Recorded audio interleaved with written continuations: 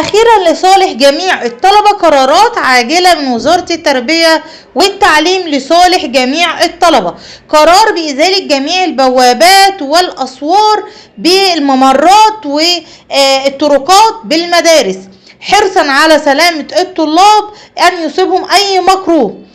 ألف حمد وشكر لك يا رب إن بنتخذ قرارات لصالح الطلبة حاليا عاجل علشان ما تقولش معرفش فرمان مفاجئ من وزارة الكهرباء يخص العدادات القديمة.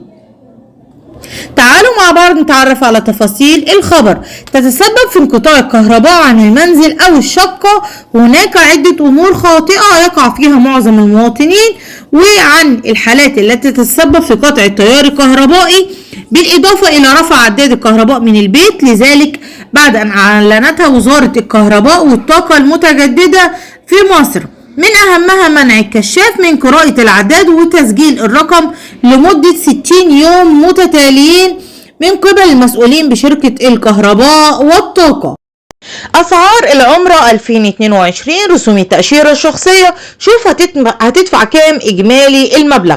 تعالوا نتعرف مع بعض على رسوم التأشيرة. مبلغ $81 تكون رسوم التأشيرة الشخصية اللي هي تقريبا 2142 جنيه، ومبلغ $10.5 ل $18 كرسوم تأمين طبي، يعني 265 جنيه ل 480 جنيه. مبلغ $21 رسوم انجاز ويعني 555 جنيه. تعالوا نعرف المبلغ الاجمالي كام عشان ما اطولش عليكم.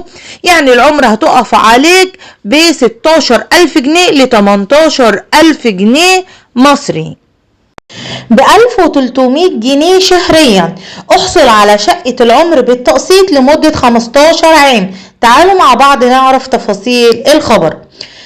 حدد بنك مصر المستندات التي يجب على الراغبين، وهو تقديم إيصال مرافق حديث على عنوان إقامة العميل، كهرباء وغاز ومية وتليفون لم يمضي عليه أكتر من 3. أعلن رسميا وزير التموين فتح رابط دعم مصر لتسجيل المواليد وشروط إضافة المواليد. أقصى عدد لبطاقة التموين 4 أفراد شاملين الزوج والزوجة. يمكن لفرد إضافة فرد آخر في البطاقة التموينية، شرط أن تكون الأسرة الأولى بالرعاية، وده شرط مهم جدا، وأن تكون البطاقة مسجل بها 3 أفراد فقط. لابد أن يكون المعاش منخفض إلى